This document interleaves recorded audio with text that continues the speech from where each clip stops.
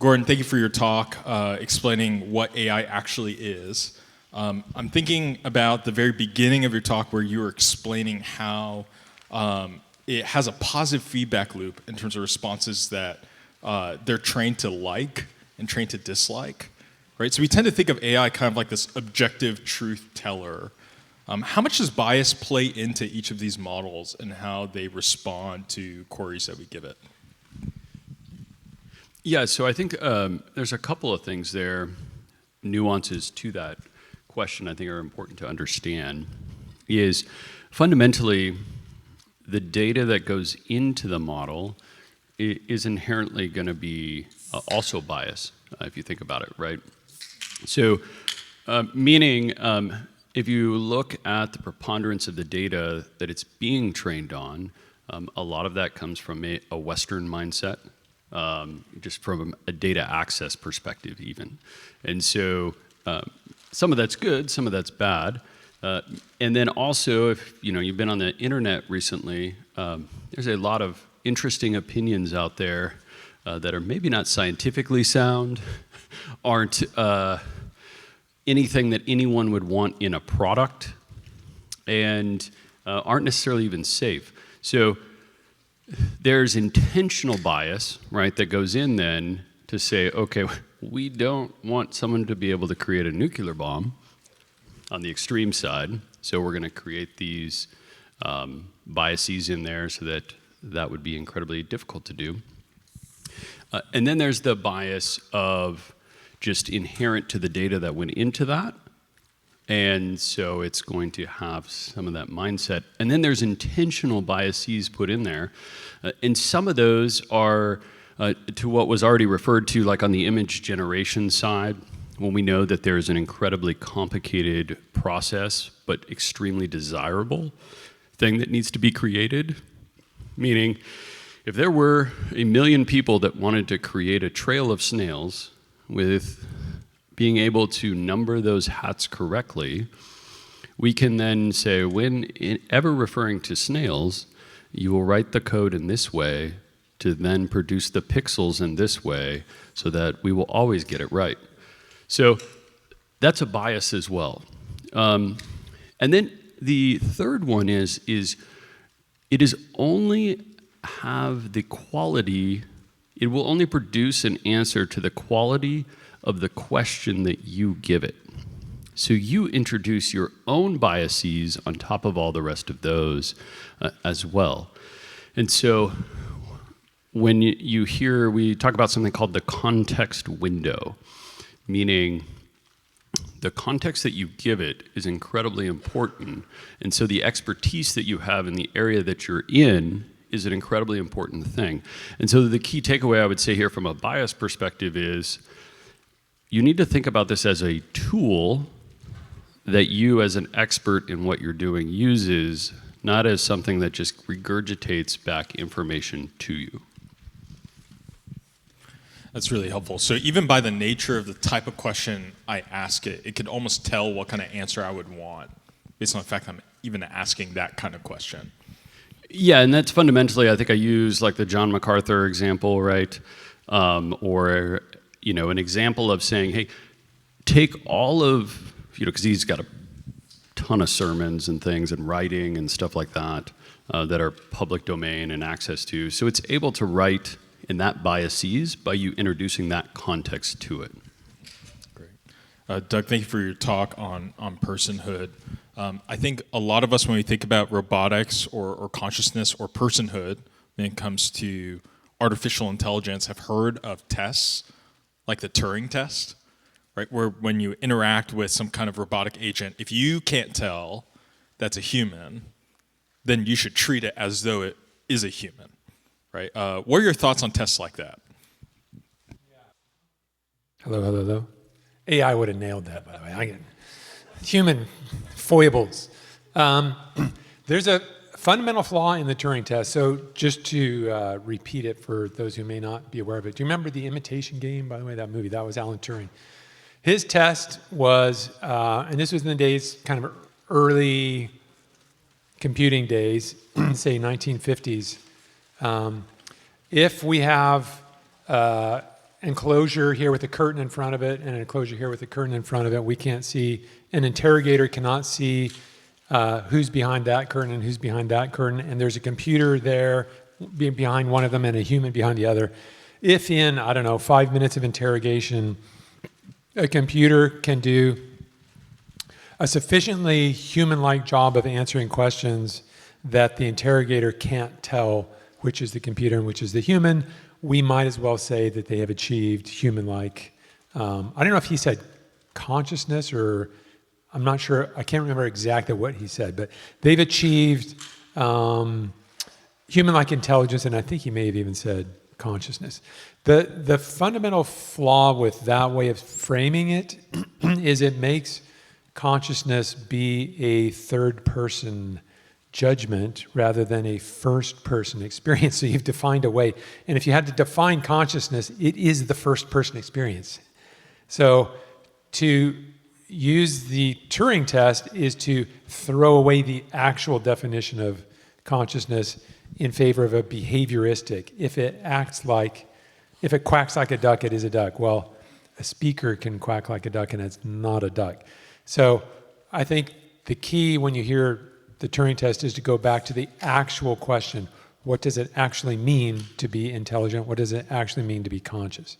Now, an earlier computer scientist, in my mind, one of the greats, who's not as famous as Alan Turing, is a woman named Ada Lovelace, who was writing code. Do you know about Ada? She was writing code back in the day of Charles Babbage. There were no computers, and she was writing programs. And she said something that's more astute, I think, than Turing's Turing test. She said, we will know that a computer has attained genuine insight or consciousness if it can produce output that cannot be explained by the creators of the programmers and the hardware creators. And she said, because that's clearly impossible, machines will never attain consciousness. And she hit the nail on the head.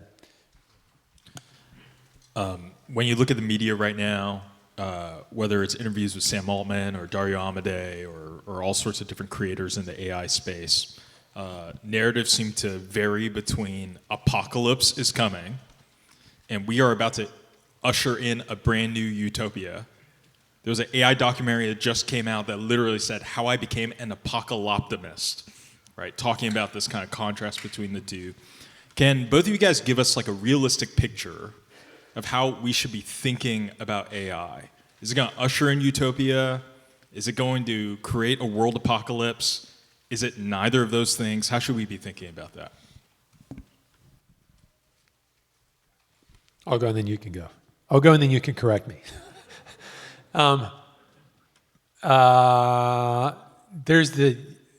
didn't mention the dystopia. So there's utopia and dystopia. I think the reality is, and I think we would agree on this, the future is never going to be in the hands of these machines. It's going to be in our hands. And can we do stupid things with machines? Yes, we can. So could there be a horrible future that involves AI? Yeah, because we're capable of doing really dumb things. It won't be that the AI took over and made us stop being humans and made us go extinct. It would be that we did really foolish things with machines. And I think you can see examples of that right now, of both. You can see people who are using AIs in very productive, helpful, non-destructive ways, and you can see people using AIs in foolish ways. And as a professor, the one that comes to mind immediately, and we were talking about this, is when we give assignments and say, go read this book and write on it, give me a 2-page paper on it, what are you doing if as a student you realize, oh, I could actually blow this off and have ChatGPT write my paper? Can you get a paper that way? And is it passable? Yes. But you've robbed yourself of an opportunity to advance your own development in education. And we're trying to get, as you can imagine, it's a hard sell because, yes, we know you can do this. We want you to know that it doesn't help you. And it's like taking a forklift into the weight room. I mean, you could do that, but why are you paying you're paying a tuition, your parents are. If you take a forklift into the weight room, why are you paying for the membership? Because you're not getting anything out of it. Yeah, I mean, I think, first of all, I would just add credence to that point because I don't need to hire somebody that can put a prompt into a machine You don't create a lot of value or original thought.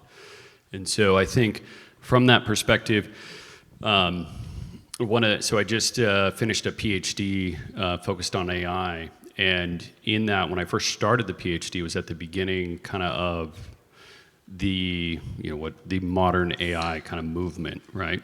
And so in that, also having access to some of the most advanced systems, I laid out for myself a series of rules to follow, because if I'm going to invent the next AI capability, what my value from my PhD comes from my ability to learn how to think better, how to put myself through the hard work so that I end up being able to invent that next thing. Because without putting myself through the paces, I love that example of bringing a forklift into the weight room. That's all I'm going to be, is somebody with a forklift, right? I can't actually do the things that need to be done in my career, in my personal life, if I'm farming out that thinking. And so I would say I think my biggest concern is on the educational side. If we're thinking about that, is really convincing young people and students the value of hard work and going through the paces of their thinking, instead of somebody else telling them what to think, learning how to think through a problem. I think that, when we look at this more broadly, to kind of zoom back out as well, I think things get conflated with kind of what I was talking about before, about who is that person talking to? Who is that CEO actually communicating with when they're saying that? What is their intent behind that? Which, one of the key things that I'll foot stomp here, it's that critical thinking that you need to have as you're hearing that come in. And so you got to build those muscle movements. And I think now more than ever, building those muscles, mental muscles, are the most important thing you can do. That's really helpful. I have a list of topics I asked AI to generate for me on ethical issues that we could be going through. But let me just zoom in on something real quick, because you mentioned the idea of skills. There's a lot of writing, if you look into history, like at the invention of the calculator or the GPS, where people lament the loss of being able to do things like basic mathematics or general directional awareness. How much of AI's capabilities are like us being Luddites or anti-technology in terms of just being afraid of new capabilities versus like an actual proper usage of the skill and allowing us to like expand our abilities further and deeper? Like any thoughts on that?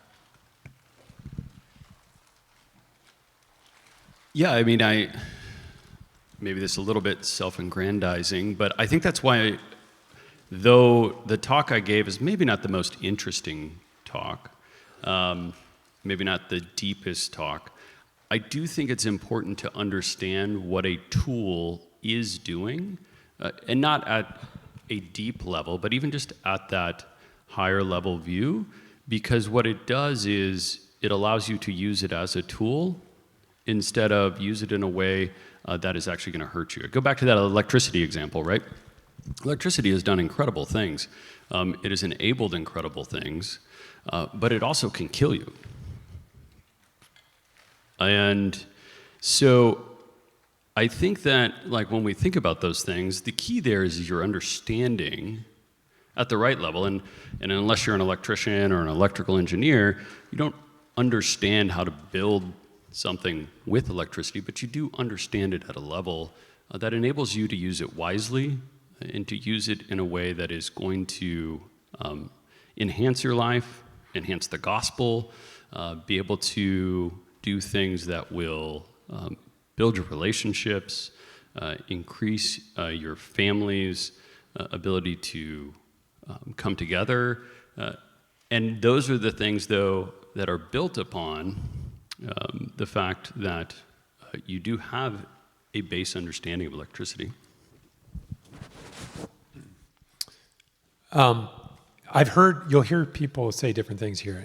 And some people say this is not really anything new. the internet, but they'll go back to printing press, tractors. So if you think about what would life have been like, what was life like 500 years ago, there are all kinds of things that your great grandparents had to be good at that we're no longer good at. They had to know how to milk a cow. I don't know how to milk a cow.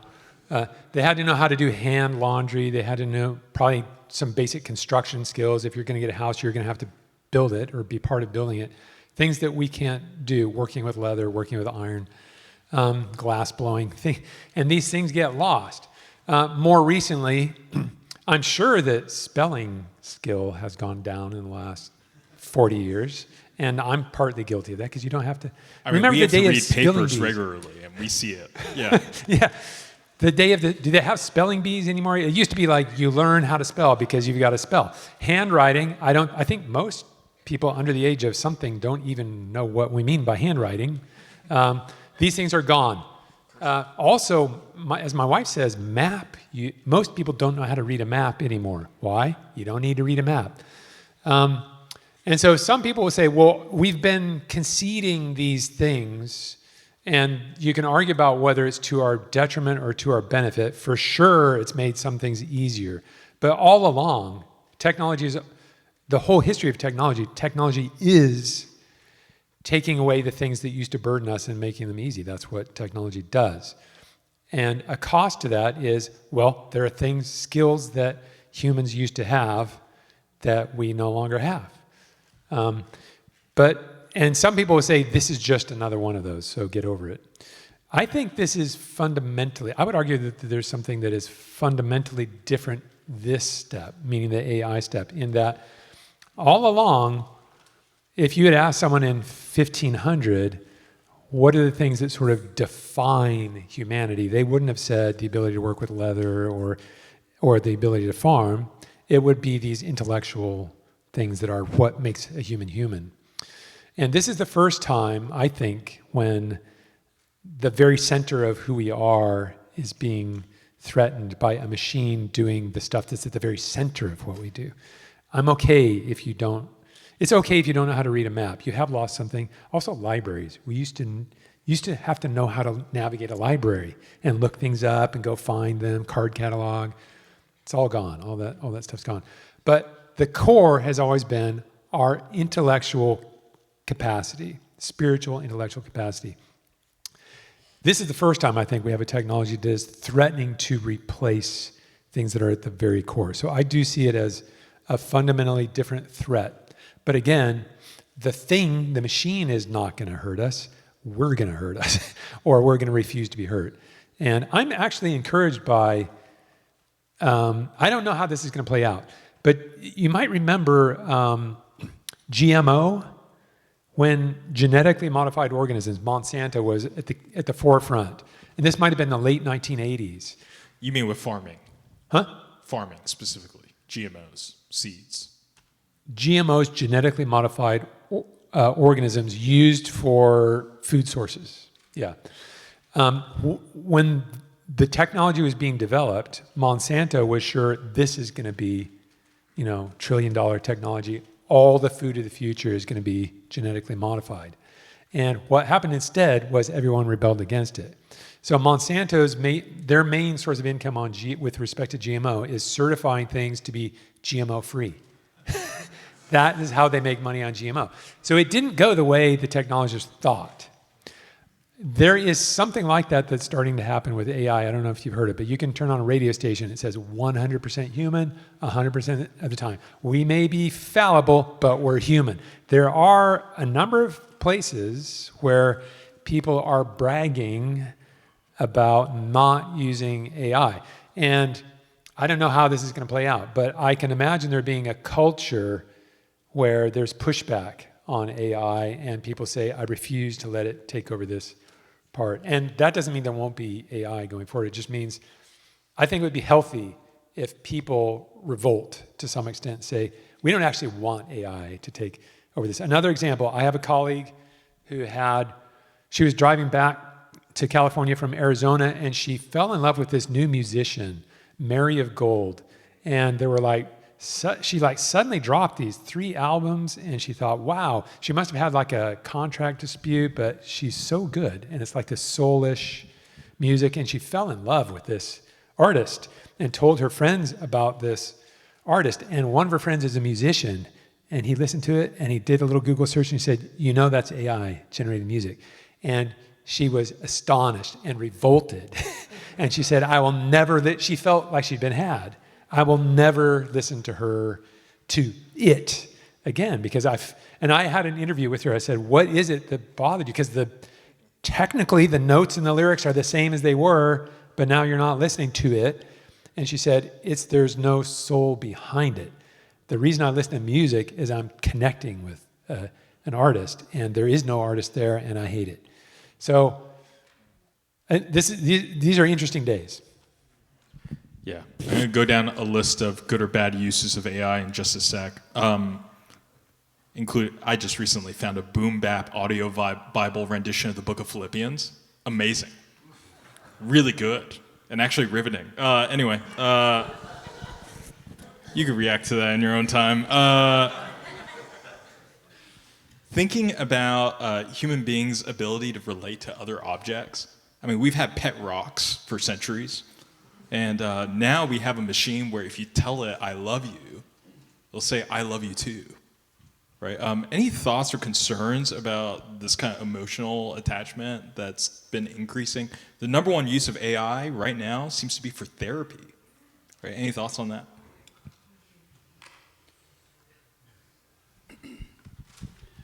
Yeah, I think I'm still thinking about how all these are generated by AI, so... OCs or myself, anyway. No, I think... I really think the point comes back, like, what does it mean to be in relationship? So we talk about a personal relationship with Jesus Christ, right? And that is foundational to our faith. We're not going into the temple with priests, say in the Old Testament. We're in a personal relationship. And that's what the cross means. And so I think inherently we are relational beings, and a large part of our faith in coming to fellowship at the church every Sunday is also doing that. And so that's an incredible component to our spiritual lives and to what we're called to do. I also think, though, we are sinners. And sinners want to find the shortest path to the mimic of that thing. And so when you have a product that has inherently been given and post-trained to want to keep you there the longest possible that it can, it's going to produce outcomes that are reaffirming to you. They're going to make you feel very good. But it's fundamentally like that's not a relationship, and it's not a good relationship either. A good relationship, a good counselor is somebody that's going to tell you the hard thing when you need to, going to call you on your sin. If you think about it, if you're a parent and you did that with your child, are you a good parent? So I think, at the end of the day, it goes back to part of what you were saying about that relationship there, the two souls, is important and mirrored in Christ and his work on the cross and our ability to have that relationship. There are huge dangers here, because I think deep down everybody knows the difference between the fake and the real, but we're broken people, and we have the ability to sort of fantasize. And I think if people can fantasize, we were talking about pornography before. So is pornography falling in love with someone? No, and everybody knows that deep down. It's an artificial thing. But if you put a layer of fantasy and accept it as, okay, maybe it's the best I can do, or I'm not going to ever get the real thing, maybe this is what I get. I think AI provides sort of a heroin level, or can provide a heroin level addictive version of scratching what you want scratched, but you know deep down it's not the real thing. And that's what I find most disturbing, that in addiction, people are going for something that they want and they're not getting it. They're getting something else, but it becomes so, you get a cycle where the more I've depended on this, the harder it is for me to break out of it, and the harder it is for me to see the healthy thing and break away from the unhealthy thing, because I keep going back for the heroin. And I can see AI relationship for men and women being sort of like hyper pornography in that sense. It scratches what you want scratched. You know it's not the real thing, but you have a hard time once you've sort of been broken into it, pulling yourself out of it. Gordon, I remember 2 years ago, you and I sitting down and you telling me about the danger of AI relationships, particularly for women. Could you just comment on that and tell us more about that? Yeah, I definitely want to be careful in, overgeneralizations, because I think there's always a spectrum. But I do think that inherently we talk about having a relationship with this thing. And most of the questions have kind of surrounded that. And in that, this has the potential, and if you look, and not in the depths of like the dark web, but some of these products that are coming out riding on these technologies have created major AI boyfriends and girlfriends. And so in that, we've seen how, which have both a relational component and then a visual component as well in some cases.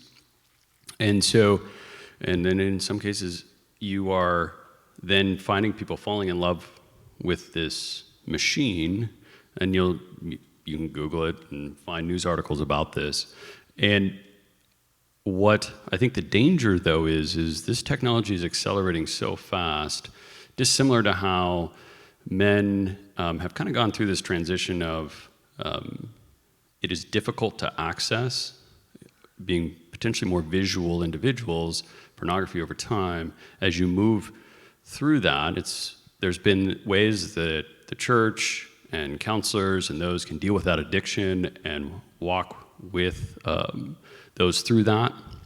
But this one is coming really fast, and it's already here, not just coming fast. So I think it's something that the church needs to wrestle with, something that the church needs to be ready for, and that we need to be there supporting those people and be aware that it is the potential. Yeah, like the way I've thought about it is that the appetite for sin and the lack of belief in God have kind of remained the same, but the amount of access and the level of anonymity has kind of been ratcheted up, almost ad infinitum, right? And that has to have some kind of negative effect on our souls, right? Okay, one last thing before I get into just good and bad uses of AI. Is AI going to take all of our jobs? I knew at some point that question was going to come. I think pastors will be the first to go. No, I'm kidding.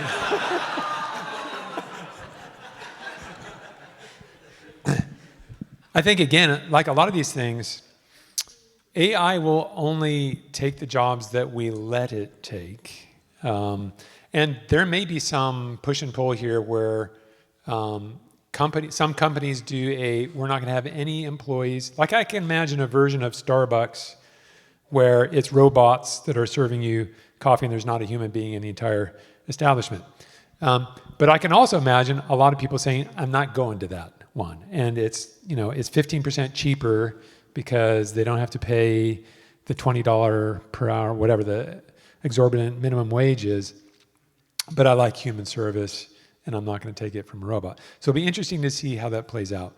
There will be opportunity for people en masse to rebel against attempts to replace people, and I think that's healthy. Now, as this plays out, there might be places, like there are places where you don't have taxi cab drivers because you have Waymo. You have these self-driving cars. There's also, I've got my Waymo fail videos that we could spend half an hour on Waymo fail videos. Some of them are scary. Like this recent one, did you see it? There's an active shooter, police, guns out, guy on the ground and another guy they're trying to apprehend, guns out on an intersection, and a Waymo with people in it is like cruising right, like within 10 feet of pistols drawn, because the Waymo does not understand the context, and the people are like, oh my gosh. And it's like slowly going by this scene, yeah. So Waymo fail videos. Yeah, I think we will have some. Will we, in large enough number, have enough backbone to say we don't want people removed from this? Another place where I think you'll see this is Hollywood, because you can make darn realistic avatars who look like, you can get actors and actresses who are not real, just like this musician, and make movies with them. But you'll never go meet them at a red carpet event. Will people be okay with that, or will people push back the way my colleague did and say, I'm not going to go see a film unless there's real people starring in it? Yeah, I think to deny that there are that many blacksmiths now would be faulty, right? I mean, I would bet my next paycheck there is not somebody who makes their income and livelihood based off being a blacksmith in this room, right? So does technology change the nature of work? Yes, it does. But I think that when you think about that perspective, I think that a couple of things too is, one, the nature of work may change. I don't know that the value of work changes, human work. So I think, for example, I would use one where AI actually is probably the best currently, which is writing code. And what you see is that a number of these model companies are definitely hiring developers. And so I think, but the nature of their role and how that's being executed has fundamentally changed in the last 2 years. So I think that the key there is, and then as we're looking through that, and I'm not saying that we get to the point where we would even need less developers. I don't know that I fundamentally agree with that. But even if we did, I do think as parents and as the church, I think we need to think about what is work? What do we think valuable work looks like? And what does that mean, regardless of what society does? Because I do fundamentally agree there is going to be pushback in different areas, and I don't know that I want to go have an experience with a robot, working with them all the time, when I go sit down to eat, right? But what I would say though is I think that for our children, for my children, what am I pushing them to do based off of what societal pressures are versus what may be good for their family or when they go and have a family. Maybe a blue-collar job is a great job, and I would say it is fundamentally. A lot of them make quite a bit of money. So I think there's some of those, how we think about that needs to be biblically informed, no matter what the transitions are that occur. And I don't think they're clear yet what those look like. But I think that's a key piece to keep in our mind, that we kind of have this idea of maybe this white-collar job is the thing to go do. Well, maybe that's not what's the best thing spiritually for your family or for the ability to provide for your family. I think we need to think about those things as well. Can I just say, and you alluded to this, a biblical view of work, that if you look at the old, this has probably changed now, but OpenAI in the early days had a statement out about their mission, and it was to develop artificial general intelligence to the point where computers can replace humans in most economically viable roles for the benefit of mankind. And I thought, their vision, their utopia is we all can turn to leisure because the robots and the AIs are doing our work and we have full-time leisure. That's just the way humans operate. And I thought that sounds like dystopia to me, because it depends on your view of work. Is work a bad thing that we want to get rid of, or is work a shaping and a refining thing that's an essential part of a human being a human? It's the latter. That's a biblical view of work. But I think probably AI, and I think we agree on this, AIs will take over things, and we won't miss those things. Because humans will always be superior fundamentally. We will always be able to do certain things better. And I think humans will also prefer to have a human doing this than to have a robot or an AI. But there will definitely be some shifting of what you can get a job doing and what you can't. Yeah, I could not agree more on the perspective on work. Work was before the fall. I think fundamentally what I worry about, though, is humans are fundamental sin nature, and that laziness or apathy and just kind of letting things happen, not taking a critical perspective and doing the hard work to think through something. No pun intended there. And I think that's something that we have to really think about. I don't think I have as much time to hit like all the nooks and crannies, so let me just generalize.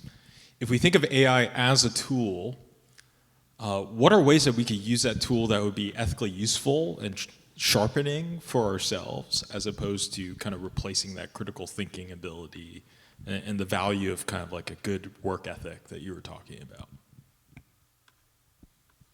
I think most of us are probably, even if you didn't intend to, you're now using AI for things that you used to use a Google search for, because now you do a Google search, it will give you AI results. So I think AI can be a good first, kind of like Wikipedia. I had a love-hate relationship with Wikipedia. I think they're probably going to go under because now AI serves up everything that we used to go to Wikipedia for.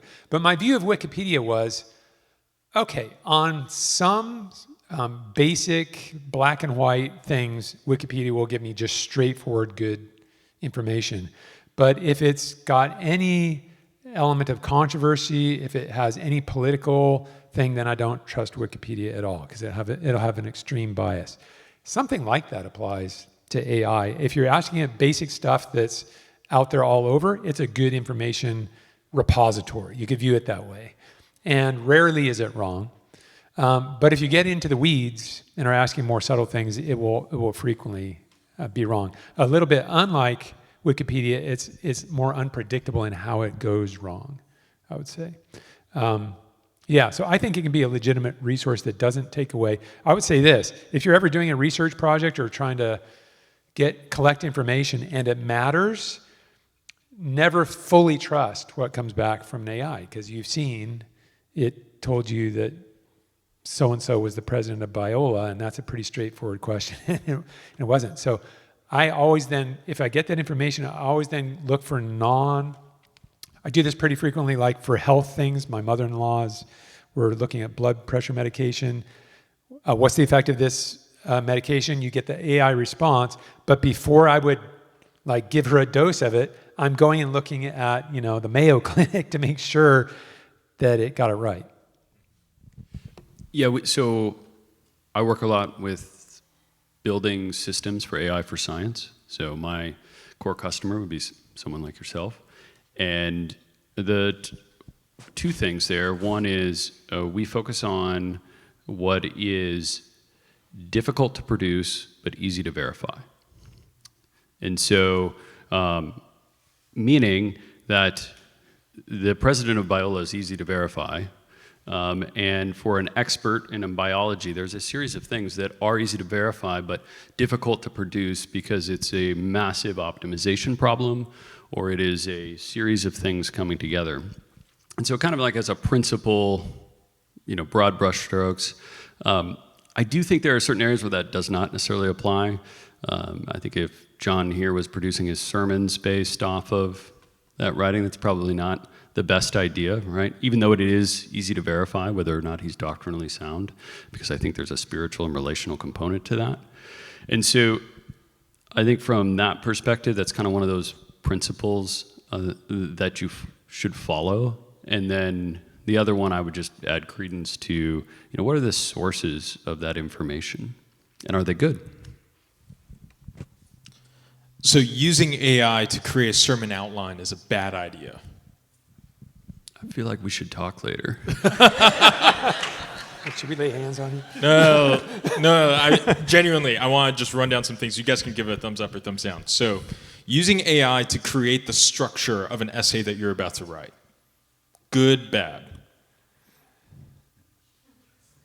I'm going to say bad because it's like people will say this often that they're using the AI for like doing the brainstorming, and that's not something you want to give up. You want to come up with the main concepts, and then if you use an AI to flesh out some of the details, I think that would be more healthy. So that includes illustrations as well, like things that involve the imagination. Well, if you're doing a sermon and you just want to put a picture of snails or something with hats on them, I think that's fine.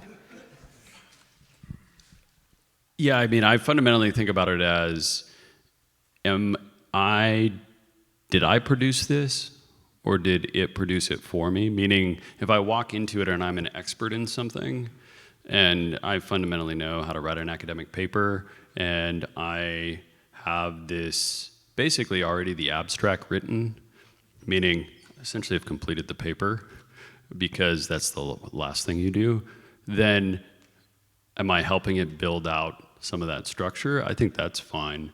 But if you think about it, though, I've already done the thinking. Now I've used this tool to help me in producing and putting that content together. So using AI to, let's say, edit to create greater clarity or to fix grammatical issues, that's okay. Yeah, I'm fairly dyslexic, so that's kind of a must. Yeah, but you would need to read it. Never just say, okay, AI gave it to me, now I'm turning it in, because it will do dumb things. So you need to own the whole thing. Another sort of principle that I use is we produce things for an audience or a consumer, and if in your judgment the consumer would be disappointed to hear that you used AI in this way or that way, then that would be a reason not to use AI. If the person or people you're preparing this for would not appreciate the fact that you used AI, then that would be a good reason not to use AI. So using AI to create ammo to win an argument with my partner is a bad idea. It's kind of a leading question. Okay. All right. Here's another one. Using AI to be able to vibe code a website for your church, which I may or may not have done last night. I'm a big believer in vibe coding. Yeah, I mean,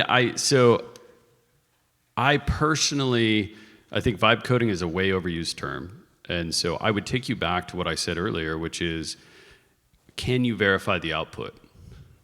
So in that, what really matters there? You need a website, right? What you don't need is the back end and knowing how all that comes together. What you really need to do is all that content on there, can you verify it? That it is true, that is right, and then can you have something that produces the outcome you're looking to produce, and you can verify that it is producing that outcome, then I think that's great. I think that's a large point I want to make on when we do things, particularly with science and other aspects that are way more complicated, so like quantum computing, for example, they're experts in quantum computing. They're not experts in writing code, but they also know when the output is correct. So I think for example, like, do you know how to use your calculator? Yes. Do you know how that calculator works? No. What was I going to say? On vibe coding. Yes. So the other thing I was going to say about websites, there's an aspect of this, and I've heard of this going wrong, is can you verify, have I got the, what we believe, all these things work, click on them, all the links work. There are security aspects to a website that I've heard get flubbed up, and you may not know how to test those. So, in fact, do you know what was behind the Anthropic leak? That was my understanding. I don't know a ton about it, but the last I had heard it was an AI yeah. gave away all their code or something. I don't think that was that. I think I had heard it was a human error, but I'm not sure. Okay. The humans are blaming the AIs are blaming the humans on that one. It is uncertain. The caveat there is there could be important functional aspects that are not as, at least not for the layman, as easy to verify did it get it right. And for those, you'd want someone who knows internet security to look over. There's a father whose son is getting married, and he's going through a lot of emotions. He's not quite sure how to feel about it. He talks to an AI robot to ask for help and basically receive verbal therapy. Is that good or bad use of AI? I think it's a bad habit. But if you could take a book off the shelf, as you can sometimes, like Oswald Chambers, someone who's written a book of prayers and turned to a page, and a person wrote this and it ministers to you at that moment, that's different than a person sitting on the sofa next to you and soul-to-soul conversation. But it's valid, and we've all had times, and Scripture really ministers to us through the action of the Holy Spirit in that way. Can an AI that's been trained on good thinking, here it depends on how the thing's been trained. If it's been trained on wisdom, can it put out words that are wisdom? Yes. It could also mess them up. So that's why I would rather go to the book that has a human author than to the AI. I also think it's a bad habit to get into when I feel a need of some kind to go to AI, because that could become your go-to. And I think that there is danger in that. Yeah, I would just add to that. I think that it is, back to my previous point, it is going to only be the quality of the amount of time and energy that person has also put into their own spiritual life, because the way they're asking those questions is going to inherently be a mirror image back to them. So I would point back to what have they done in their own spiritual disciplines that will then result in the quality of that response as well. And then that's, I think, an important piece. It's really helpful. Guys, we have about an hour to an hour and a half for questions, right? Now, I just want to repeat what Gordon said. The quality of the response you get is dependent on the quality of the prompt that you give, right? So something that you think would be generally helpful for everyone here, feel free to raise your hand, and we'll be able to bring a mic over to you. Great.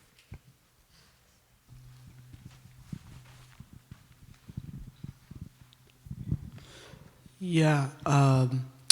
So, I do something that not a lot of other people do, and I read the newspaper. So I read, most articles are about AI, and one I found particularly disturbing was the amount of suicides that have happened because of AI. Do you think that there, I don't know, your opinions, just give me your honest thoughts about that, because I've been terrified of the idea of someone losing his or her life due to the fact that they used AI. They were convinced by a machine to take their own life. So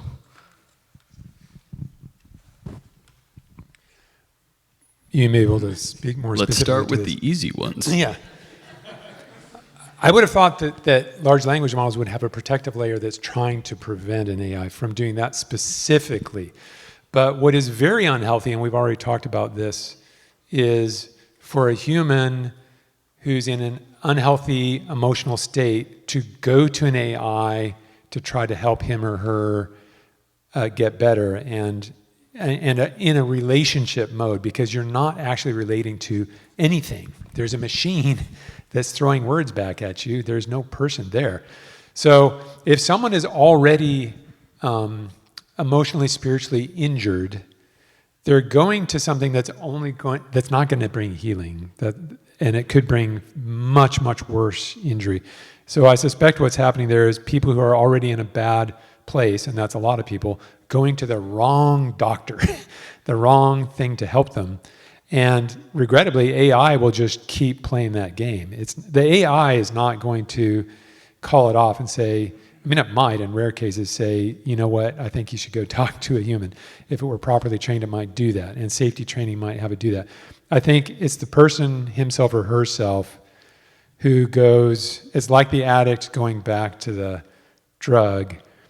You end up in a worse place, not a better place, but you feel like that's your medicine, and it actually does more harm than good.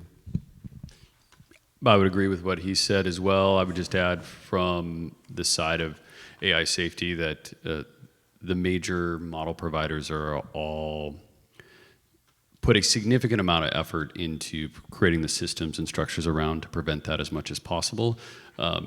But I think it goes back to exactly what he said. I think it fundamentally comes back to the human condition side of that.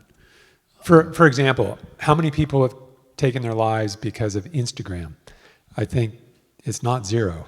So there's other unhealthy things that are not AI that people get into a unhealthy cycle, and it spirals and it ends up in suicide, which is tragic.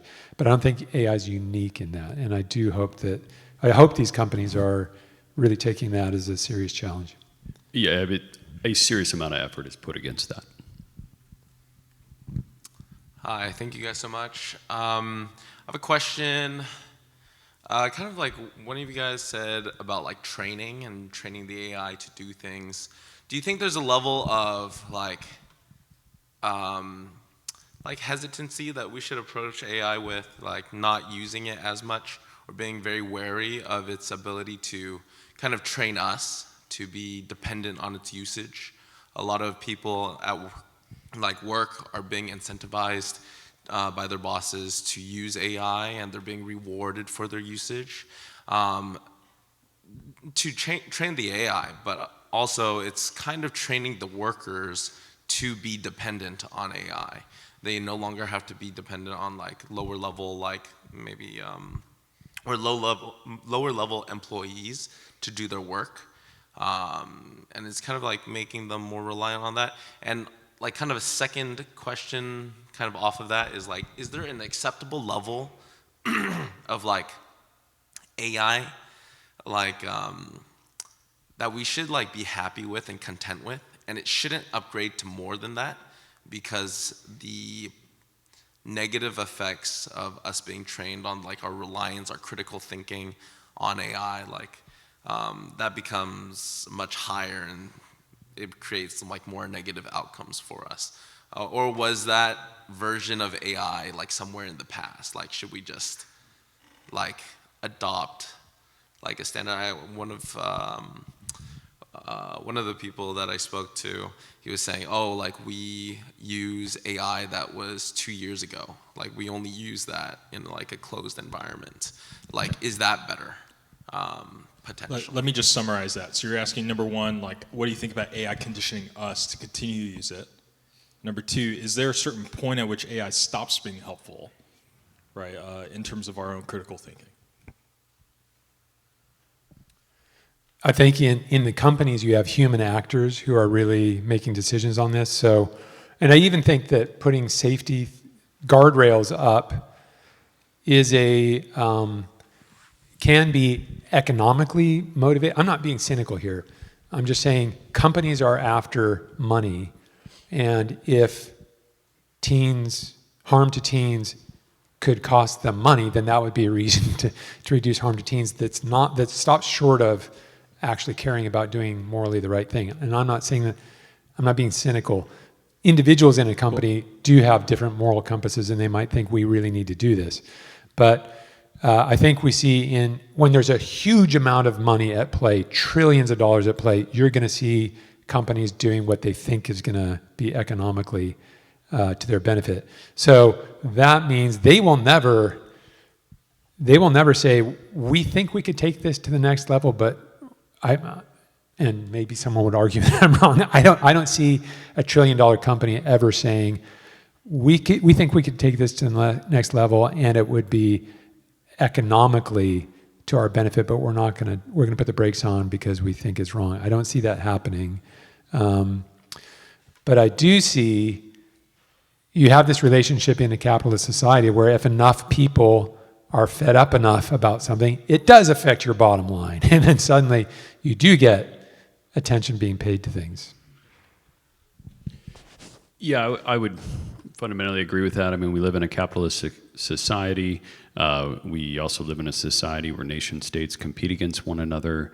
And so I don't, both at the national level and then at a company level, it's seen as essentially an existential crisis for the company, right? And maybe not even in the ways you might think, but just in fundamental pieces of these large companies' business models are at play, and if they don't continue to accelerate and maximize the extent to which they can push these technologies, they'll essentially lose their business. It'll go to zero. And so I would say, though, like on the individual personal level, I think that it's important to be thoughtful about two things. I think that, one, and hold these two ideas in your mind, which is the Bible tells us to submit to the authorities above us, so in the job that you're in. But then also the higher law is his word, right? And so, not saying to be harmful to others, but I also think there's a wisdom aspect over all of that as well, which I referenced earlier, which is I want to keep my skills and abilities up in order to have those critical thinking skills, in order to have those things that I think will be valuable in a future economy. But then also what I didn't highlight is I also want to raise those below me that I'm mentoring and helping to do the same thing. And then even more than that, for those that are training that next generation, I want to help with that as well. And so holding all the wisdom aspect with those two pieces in there, I think it's important to look at that as well.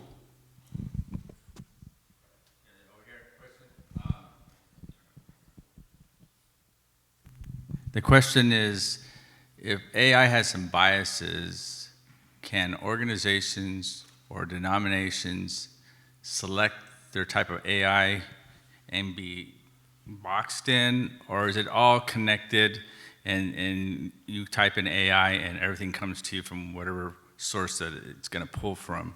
So for example, Southern Baptists, let's say you want to use the AI tool, but we don't want all this other. We don't want any of that Presbyterian stuff in there.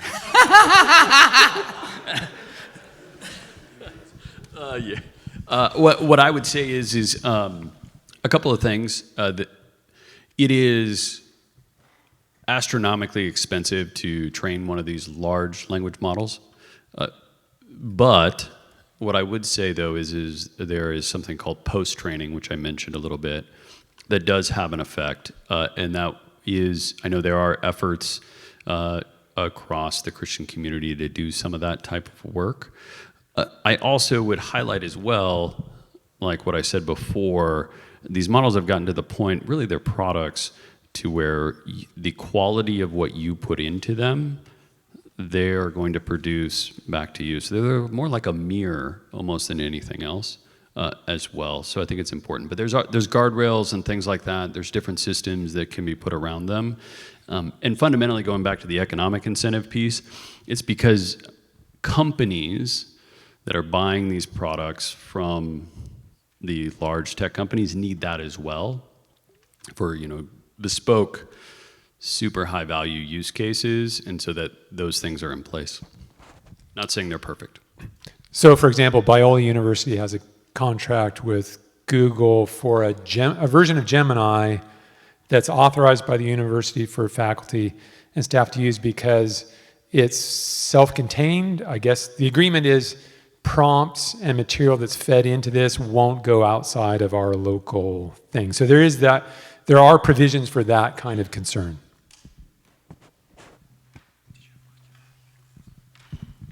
What does the process look when AI can train itself, or you want to use some model to refine other models? Is there anything that looks like that, or how effective are those kinds of things?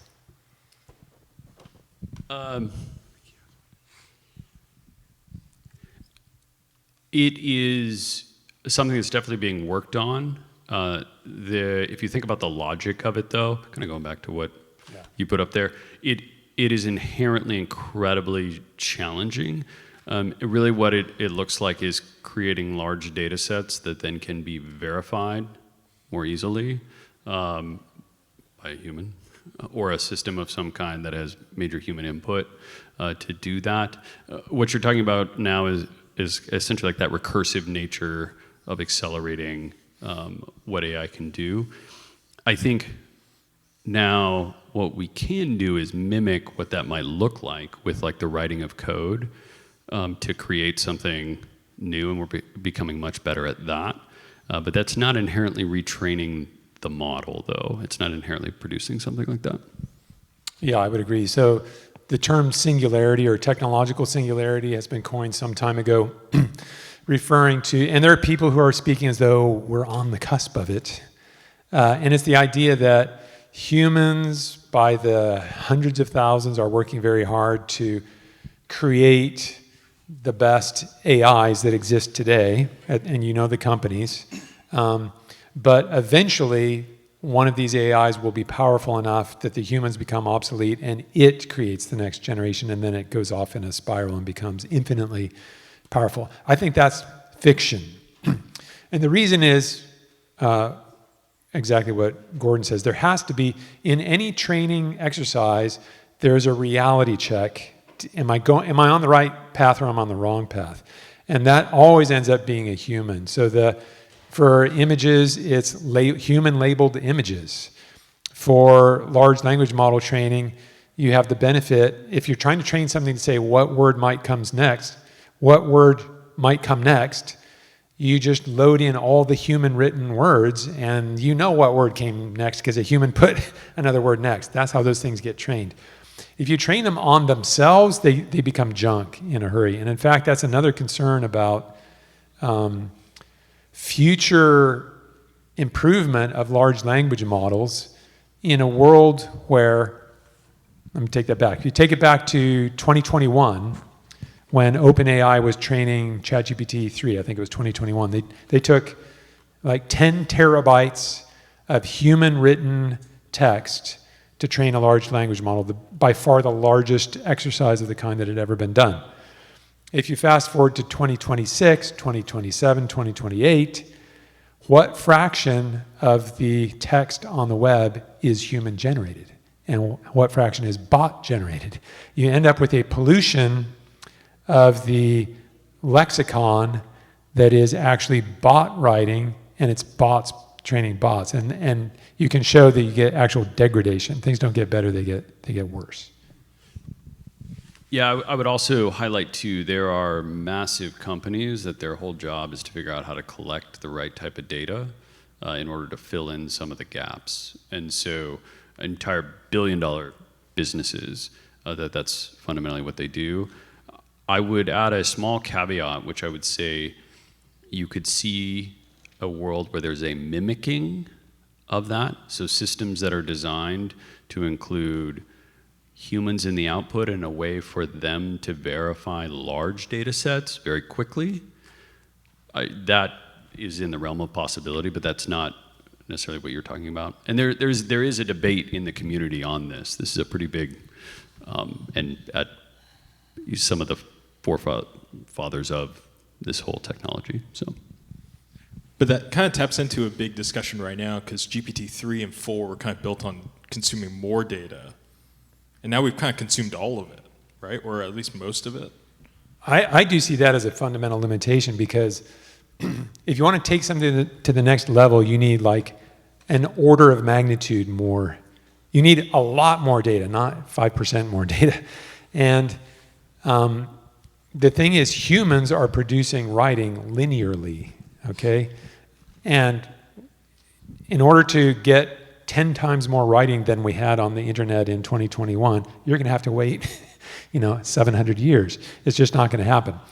But on top of that, you have this pollution thing, which I think probably people are having to be very careful about. Can you get computers to generate a mountain of writing faster than humans? Yeah, but that's going to be computer-generated writing. So it is a difficult thing, getting pure stuff for training.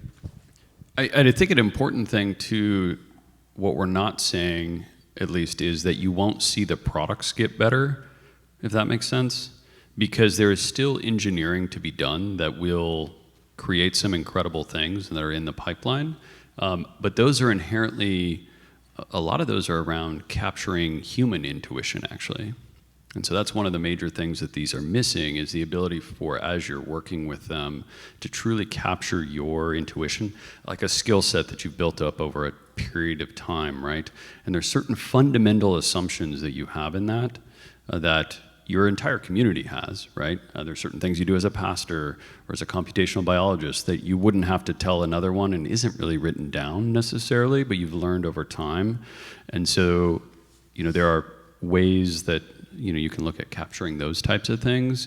And then when you put that whole architecture of systems coming together, you'll see very incredible results that can move the frontier forward, as well as memory, right? Capturing memory. We're currently fairly bound by certain context window pieces. So there's other areas that are outside of the model training aspect that will move that forward, but I would call that engineering, not necessarily retraining. I have two questions, if that's okay. My first question is, I think there's been a lot of helpful comments on sort of how it's probably good to have a certain level of skepticism when it comes to AI results, like just taking into account the nature of the limitations of the tool itself, or even just the validity of its sources and things like that. Do you have any comments on maybe the kind of skepticism we should or shouldn't have when it comes to images and videos and words that we see kind of just out there in the world, like on media or on the internet, with sort of the prevalence of AI image generation or even like deepfake videos? Should there be a level of skepticism towards everything that we see? To a certain extent, I feel like that just feels really dizzying. I don't know if that's like the level of concern that we should be able to have or should have, but I'm just curious if you have any comments on that. I don't, it was several years ago, I was having conversations thinking, this was maybe 4 or 5 years ago, there needs to be a image validation standard that says a way to verify this image was actually captured on an image capturing chip and has not been modified. And I was thinking someone should do this and it needs to be done, and it's urgent because we're rapidly reaching the point, and now we're past the point, where, say, photographic evidence should be admissible in a court. Because if you imagine someone being accused of a crime and the prosecution gives images like from a security camera, well, I don't know if this has happened yet, but we're close to it. It could happen. The defense could fudge something that's every bit as convincing as that security camera footage where the prosecuting attorney is the one who committed the crime, and thereby prove to the jury you can't believe something just because there's a video, and you can't right now. So, but I was several steps along on the way, and I had a conversation with someone, and they assured me that the big players are you aware of something like this? There needs to be something going forward that's like a digital watermark or something that allows people... Like NFTs. I don't know what the technology... Are you aware of something in the works? Because we need this badly. Yeah, I personally don't work as much in that area, so I'm not aware. I know when I've asked the same questions, I know this was a big concern coming up to the previous election because politicians had a lot to lose in this environment. And from my perspective, though there were definitely challenges across the board on that, there seemed to be processes in place by particularly the social media companies to deal with some of that. And so I would say I would be less concerned almost about the image side of it. I think I would be more concerned also on, fundamentally small tweaks in thinking that can come through some of these systems that you should be more concerned about, right? Because an image can be pretty easily said, like, I wasn't there, and John says I wasn't there, and so do you, et cetera, right? Whereas a small movement in thought over time is much harder for you to capture and think about, and that would be something that someone can use something like this to move people's thinking on something. So maybe caution.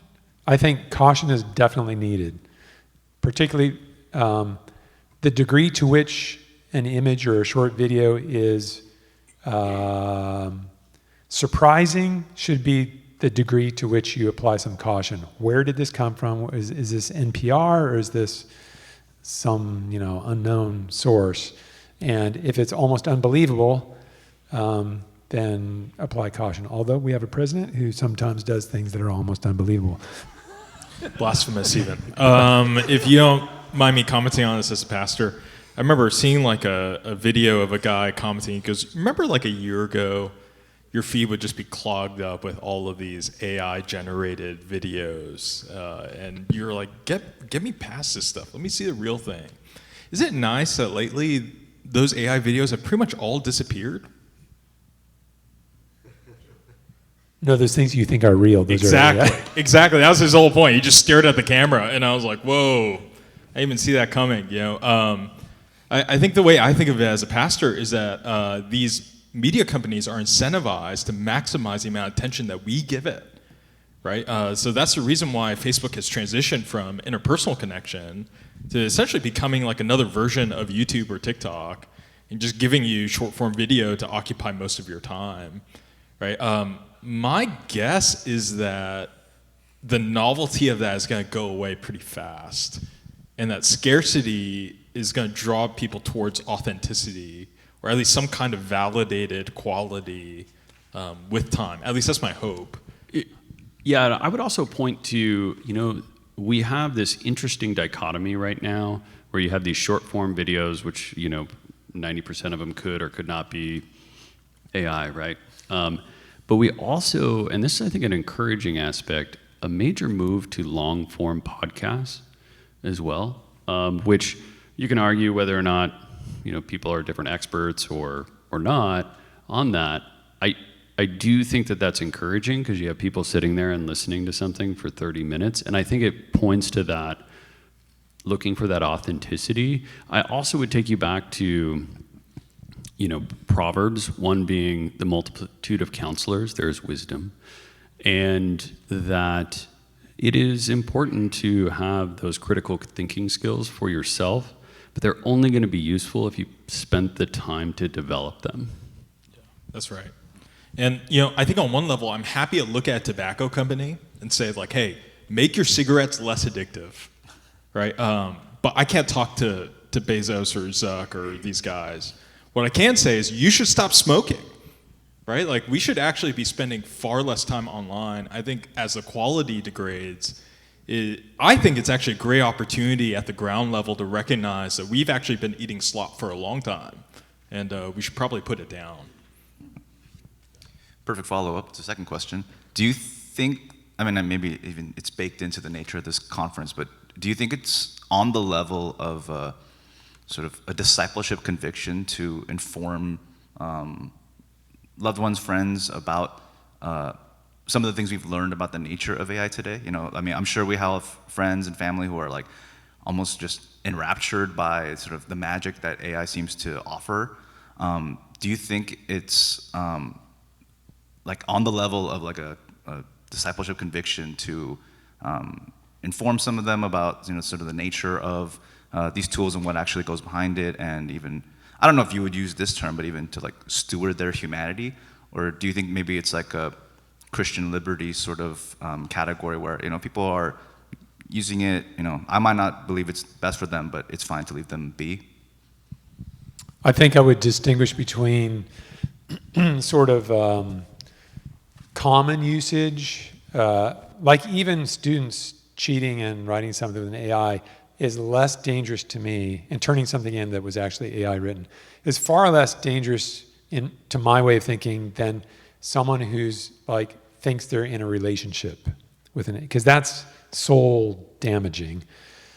The one person is cheating their own education, and cheating, this isn't the beginning of cheating. Cheating goes all the way back.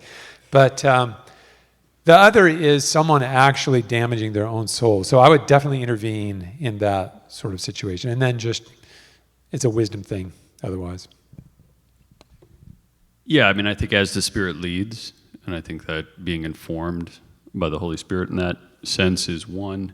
And then I would say I think it's a issue of conscience, and then definitely a wisdom issue. I do think in the same way that we ask questions now for accountability that we never had to do before, right? Like I have to ask guys like, hey, did you clear your browser history, right? Or like, hey, how's your thought life? Or like, have you been seeing things on social media? Who are you meditating on? Like, tell me what's going on, right? I think that there will be something related to that with AI in the future, where there'll be more questions that we're going to have to prod and ask people to be open and honest about. Because of AI's ability to kind of seize our anonymity and make us grow more and more isolated. So when you ask elders, have you been looking at pictures of women? They'll say, well, do you mean real women? Yeah, if you're curious about that, you could just email Jeremy Meeks on his dissertation on AI sex robots. Anyway, next question.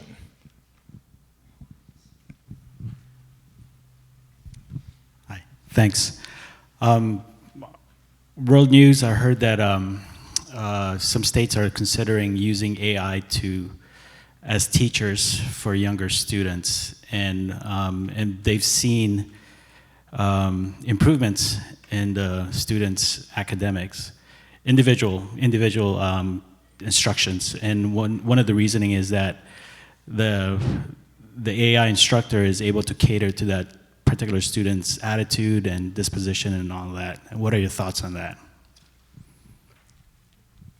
To get a little more specific, are you talking about like Alpha School?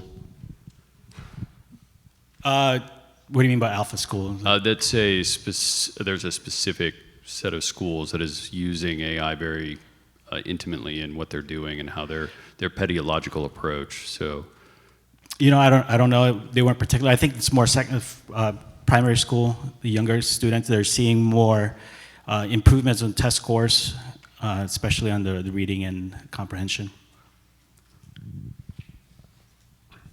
Just speaking as a scientist, I would say it's very hard to get reliable, believable results on human behavior just because humans are complicated. So a study like that, could people in this room outperform people in that room, and there's a human teaching here and a bot teaching there? Sure, but you could do other studies, I think, that would show the other way. It depends on how the human is performing. So I think in the end, the very best way of getting education would be this soul-to-soul connection. And the very best way for you to be understood is for a person to understand you, not for a machine to change its way of providing information to you based upon data and training. That's an impersonal way to personalize, basically. yeah, I think some of the schools and things that I've seen do that. The ones that I've seen, they're incredibly expensive, but they have a major human component to it as well. One of the ones I just referenced, and it's a combination of things. So it's not a singular, essentially put a student in a room with AI. It is used as a tool, as a part of their pedagogical approach. But there are many teachers, they don't call them teachers, but there are many instructors, whatever they call them, very involved in the process. And it's not the whole time either. I know they have like almost a dividing line in my understanding of it, where like the whole first part of the day is all essentially no AI. So I think it's a little more complicated than just, a tagline, if that makes sense. This is a little bit tangential, but I think it's related to your question. One of my daughters is a rocket scientist. She works for NASA JPL. And when we were watching the Artemis thing, and she was giving us, deep insight into what they're doing and why this is complicated. And a question that I asked her, and a question that a lot of us must have been thinking, especially if you're my age, is, hang on, it was 60 years ago we had people walking on the moon, and now we're patting ourselves on the back for like looping the moon. That's it. What has happened here? And I put that to my daughter, and she's got some experience now with NASA JPL, and they were heavily involved. They don't do the manned missions, but they're heavily involved in all of the rover missions and the Viking and all the exploratory missions. And she knows her stuff. Because does it not seem strange that this was technically complicated 60 years after we apparently did something that was much more technically complicated? It almost doesn't make sense. I'm not saying there really were people on the moon. I'm not saying it was faked. You know what her answer was? She said, because we stopped doing manned missions, the people who really knew the nitty-gritty that's not written down, they all died. And there's nobody alive today that knew all the stuff that you can't actually write down in a manual that actually makes this stuff work. We lost a generation of people who actually knew intimately the details that you have to sort out to get something like that to work. So we're having to rediscover stuff that people knew, and they're gone. We can't ask them. So that reinforces for me the crucial, indispensable human element in discovery and knowledge. There are things that no AI is going to glean because it's not there. It's not written. Think about the things that you do, and if you were to write down how you do them, it's going to be a very it's going to miss a lot of the actual details because you can't write down everything.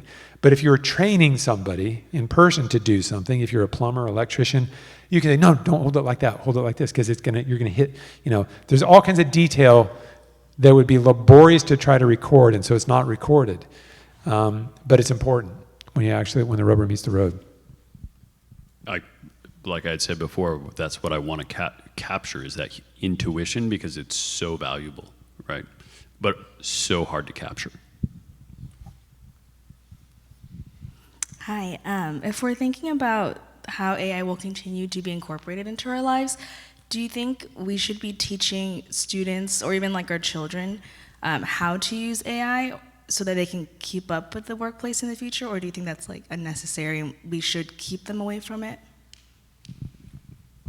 I don't think I think we should be protective with kids, but I don't think forbidding use of AI is a good way forward. I think we should find safe and helpful ways for them to get experiences, because I do think AI, even if it goes forward in a way that's somewhat analogous to GMO, where a lot of applications of AI receive huge pushback and they end up not being a part of the future, definitely AI is useful enough that it will be a part of the future. And so I don't think not letting our kids see it. But I would have the same, I'm an anti-Darwinist. My whole career is like showing that life is designed and it didn't evolve. I would never say that you shouldn't teach your kids what Darwin says, because they've got to know, because that's out there in the world, and they need to know the truth as well. And I think AI would be something like that. Some exposure to it, carefully, age appropriate, is going to be important, because AI is definitely here to stay. Yeah, I would fundamentally agree. I think having two young daughters, I think it is something where to think critically about, as a parent, on how you are honoring the Lord and preparing them for the future, and what's best for that child, because every child is different. And so I think, some of the ways I think about it is the wisdom surrounding screen time and those types of things. Not that they're exactly the same. I'm just saying that I think that there's the aspect where I would agree with what you just said, so you have to think about it critically. And if we put it into an all or nothing bucket, you're over-indexing on something that may actually end up hurting your child. I've been reading a book on the history of textiles and the creation of fabrics. Absolutely riveting, fascinating stuff. Literally, the word riveting is from textiles. But one of the things I found really interesting about was how much of technology and civilization had to do with our ability to make clothing so we could stay warm. And none of us know anything about that anymore, right? Because it's all automated, right? And even cursive handwriting is a technology that we had to take advantage of for the time period where it was useful, which means most likely even this event that we had today will be dated, right? Pretty quickly. Now, thankfully, we didn't do a workshop on how to use AI because that'd be dated in like 3 months, right? But even then, at best, our efforts to understand the present moment of technology is going to be ever-changing, right? Whereas the things that are unchanging are soul care, right? Knowing the humanities, right? Being able to think critically, being philosophically minded, and having a strong sense of ethics. I think those are all things that the Christian life provides, right? Those are things that are actually going to carry over. Everybody needs to know how to use technology in order to be able to function today, right? But the stuff that's evergreen are the things that I wish that we really prioritize more of our time on, and that we hold all the other things that are going to continue to evolve with a more open hand. Yeah, over here, kind of following up on the question on the issue of AI psychological impact. I met with this young man yesterday. He's about 27 years old. I'm discipling him, and he's looking for work, and he's really struggling with trying to get work. And he tells me, "Hey, Alex, every single day I'm on the computer applying for jobs and doing this." And then he told me something that I had never heard before. He says, "I get these interviews from these corporations, and they put their avatars on, and they do the interview with an avatar, and he's got a little time. They ask a question, and he's a little time clock going down on the bottom, and he's answering the question and goes through this whole process of doing this interview with an avatar, not with a person. But he never hears anything back. He never gets any feedback. That's what he was telling me. I never get any feedback. I'm struggling. He's getting depressed. He doesn't know what to do. You know, he's getting discouraged, and he's been dealing with his unemployment situation for almost 6-8 months. And I know a lot of young people that are not equipped for the higher qualified jobs that we would say that might have a degree or certificate or license, but they're coming out of school, high school, and they just are hitting this wall compared to when I was their age. I get my little resume, and I walk down to the store and say, I want to apply, and I talk to the manager. So is AI doing anything in that area of psychological impact and how this new technology is impacting a new generation of kids who have no idea how to map through all this, and they're very young. And I just kind of curious, have you guys had any discussion on that kind of stuff as you develop this stuff or hear circles? Because it is impacting a whole generation where they get apathetic, they're unmotivated, they're not willing to sweat and work the way you're talking about they have to do. So I'm just kind of curious, is there any discussion going on in that arena? I think it says something about a company if they are automating, first pass interviews. So do you want to be, that tells you something about the ethos of the company, in my mind. And do you want to work for that company, even if you make it to the second pass where you get to see a real human? Because they said something about the way they're willing to treat people, and I don't think that's acceptable. Someone comes into a job interview with the sense that there's something on the line. If they're astute, they've prepared for it, they're nervous, there's a personal expenditure if you're going to an interview, and for there to be a bot on the other end, I think is dehumanizing.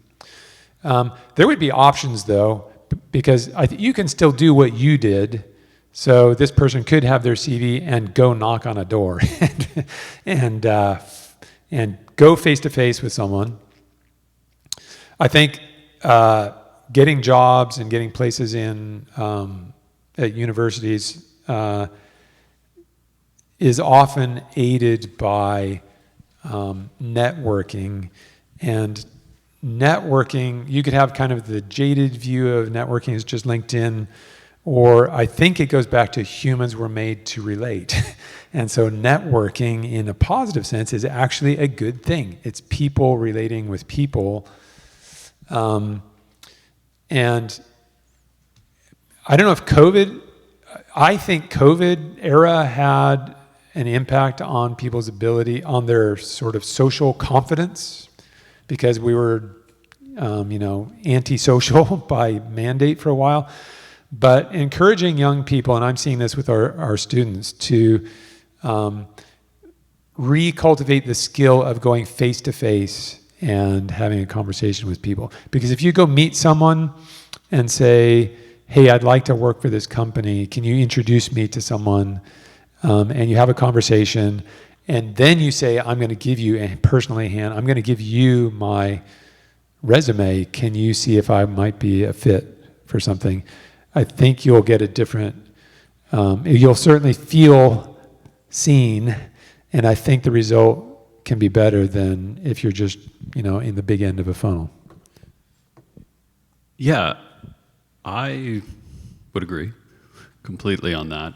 I would also use an example too. So one being, I live in Seattle. So I flew down here. I'm sitting in this chair with you, and the impact of that is vastly different than if I was up on that screen, which I could have given the exact same talk, right? And I could be saying the same things, but the impact is completely different. And so I think that is one of those things that we have lost. And if I'm not a sales rep, but if you talk to most sales rep, what are they doing? They're going in person to be there with people. And I would say they are probably the best at networking. That's a major part of their job. And so I use that as the example right now. But what I would also say, though, is I think that's something that needs to be encouraged and fostered and taught how to do. And it still exists, and it may be slightly different, but it's hard to cold call someone. It's hard to reach out, whether that is through LinkedIn, to somebody truly new who's a hiring manager. But what you see and what I'm seeing for those in this job market that are successful are those that build those connections. And it's the relational aspect that is actually getting them the job. Real quick before we get to the next question, does anybody have a question that hasn't asked a question before? Could you just raise your hand up so that David could see you? Okay, that's one. Anybody else? It's okay if you've asked a question before. I just want to make sure that we can note anybody who wanted to ask a question. Okay, and in the back. Great, thank you. So one thing that I've been seeing more recently is that, as AI is getting more prevalent, younger kids are also being more, exposed and involved with AI as well, whether it be, using it for their homework or consuming AI-generated content as well, right? And a concern that sort of I wasn't able to disprove in my head was essentially, right now we have this idea of AI. We're conscious of what AI is a powerful tool, but there's a limitation. That's what we need to be careful of. But when it comes to these younger kids, the more exposed to it they are, it seems, at least in my perspective, it seemed like the more content and satisfied they were with everything that AI kind of gives them, and just sort of being more and more dependent on it as well. So if that were to, just go on for potentially speaking the next generation, wherein just as time goes on, less and less people are actually aware of the potential concerns that AI might have. Would it be a possibility that pretty much a time would come that pretty much everyone is dependent on AI, or just have a lack of concern for it or discernment of it. So you're talking like a Wally World type situation?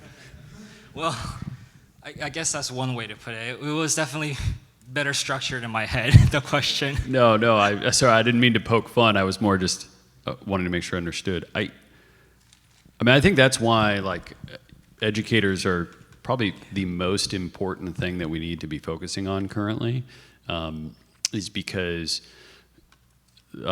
both what's called the academic cliff, right, along with the enrollment cliff, along with this massive change in technology that fundamentally is affecting their pedagogical approach of how that they've been teaching and making it very easy for students to shortcut the learning process. I think that is something that we personally as a society need to be very focused on, investing time and resources into that. In fact, I personally think it's probably one of the most important things because we are sinners, and I think laziness is a part of our sin nature. And so as the result, we're going to find the path there of least resistance in most cases. And so, I think that is one of those areas of like really focusing on how are we as believers informing that, pursuing that, and the potential for, in my opinion, Christian universities to really shine in how they do that, because they're thinking about that clearly. And, God willing, they have a number of believers there that are ethical and following those rules, not that they're perfect, but are going to come out on top. There's a huge parent role too, especially in the earlier years. So I think it's a pastors, parents, professors, the 3 Ps, or teachers, all have a responsibility to be pouring into young people and growing them up into something. And, scripturally, it's the Holy Spirit and God's work on us that makes us, conforming us to the image of Christ is what we're looking for.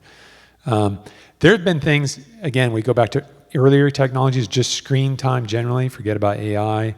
How long, it's not uncommon to see someone in a stroller with an iPad in front of them. And I think all of this has had an effect, and I think parents need to own part of that responsibility.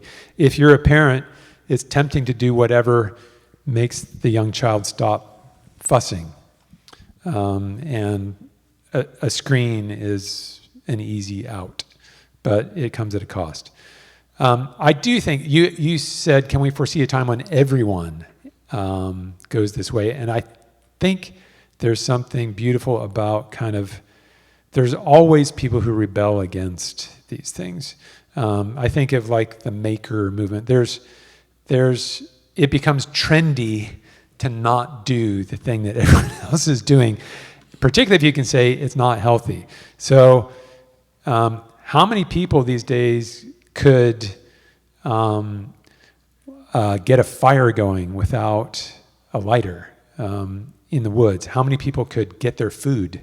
Like the sort of Bear Grylls kind of survival. These things become trendy because it's so outside of what the sort of general trend is that people say, I want to go completely the other way. I want to be a survivalist. I want to think about how you build things by hand. And you can get a following because everyone says that's actually refreshing. One of the things I think is refreshing that's very, low tech is being in a quiet place, having a book, having a piece of, a binder with paper in it or a folder and a pencil or a pen, scratching away notes and thinking that way. No phone, no internet connection, no laptop. Some of my most cherished intellectual moments of meditation growing up were that. And there was technology, but me being on my own somewhere with nothing technological, just a writing implement and something to write on and something to read and scratching my head and thinking. And that's very attractive. So I think for parents, let your kids see how attractive those things can be. And that's not to say you can never have a phone or you can never use a computer. It's just to say, learn the beauty and the joy of simple things that humans have always enjoyed and kind of grow people up to love those. I have a small follow-on comment on that one. I think I recognize for myself and my family, I think I mentioned I'm fairly dyslexic, so I usually listen to the Bible, but I realized that my daughter would never see me like actually read the Bible because I'm listening, right? And so fundamentally that comes through the phone, which is kind of impersonal because anybody who's got a phone that they're looking at, it immediately cuts off your interaction with those around you. And so that's something that I've looked at for myself is, okay, if I'm around her, what should I be doing to really just demonstrate that? So I think each of us have some of those unique things that I think we should be thinking about that communicate in our actions, in our, regardless if they may be hard for us, that are important to do. That's such a good point, because you're not just lecturing your kid like, hey, don't use your phone. She's observing you and seeing what you're doing and how you behave. Yeah, that's great. Doug, I thought your point about the fake danger of AI becoming like us versus the real danger of personhood atrophy, I thought that was a helpful distinction. And I was wondering if you had some more specific examples of things to watch out for as far as the personhood atrophy. And then also on the other side of the coin, maybe, things like you just mentioned, ways to exercise our personhood and fully lean into that. Yeah, I started putting together the slide where I had the categories and relational, I forgot what my 3 are, but I was filling this out just yesterday, and I was thinking, I'm actually hoping to have a book contract that will be about personhood. It's not an AI book, because the publishers say, we've got so many AI books. It's more like a Christian anthropology, a Christian understanding of humans that is robust in an age when we're under assault from machines. And so these are beginnings of ideas that I want to develop more fully.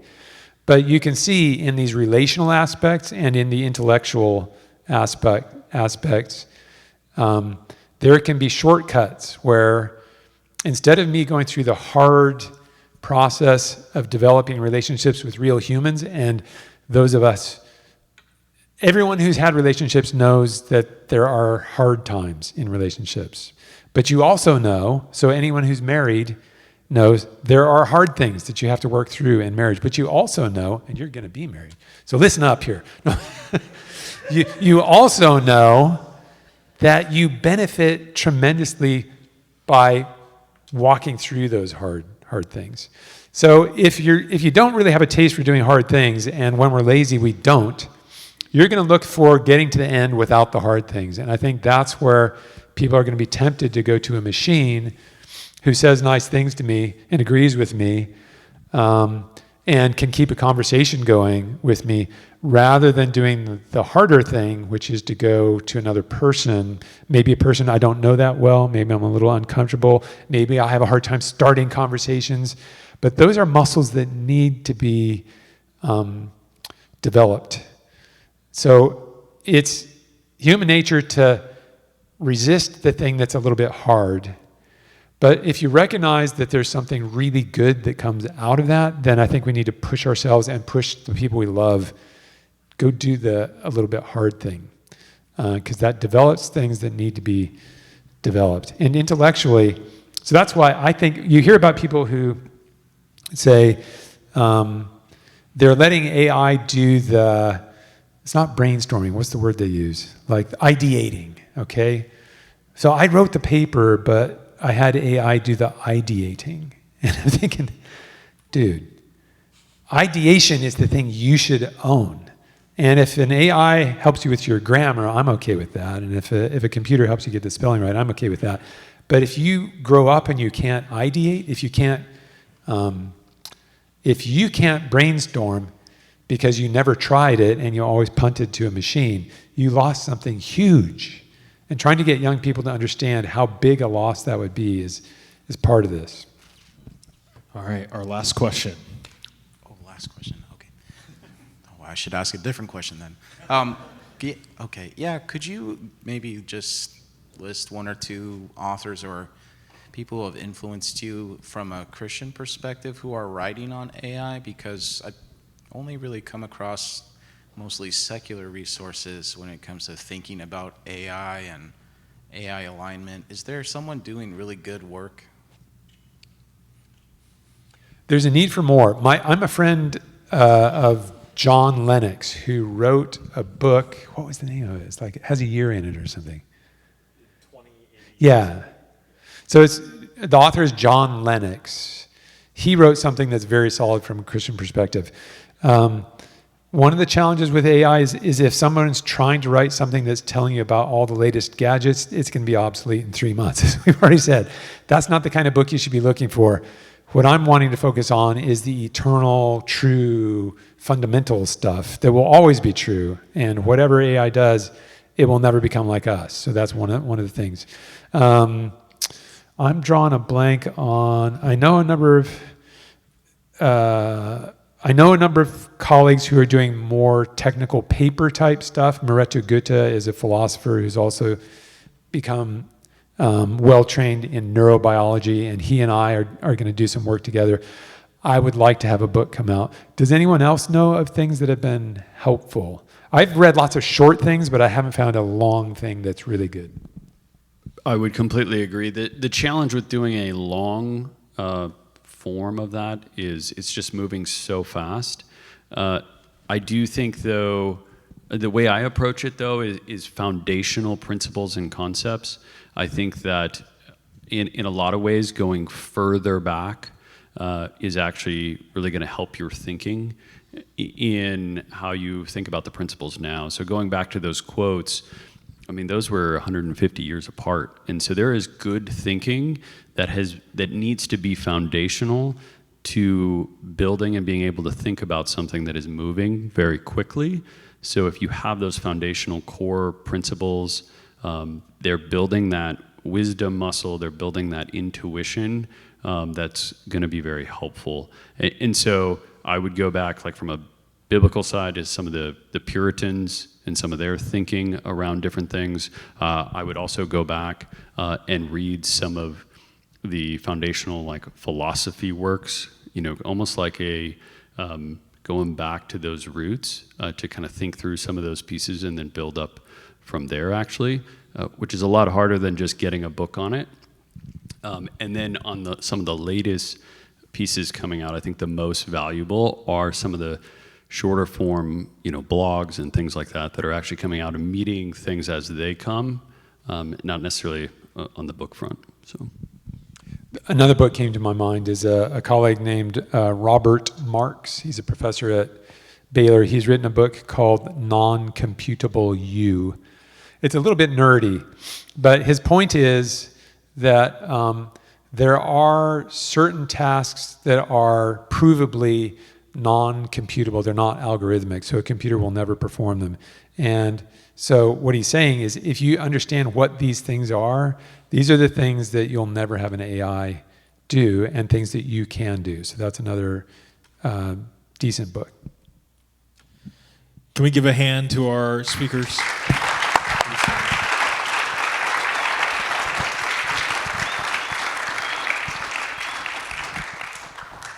Let me just close our time with a little reading from Daniel 2.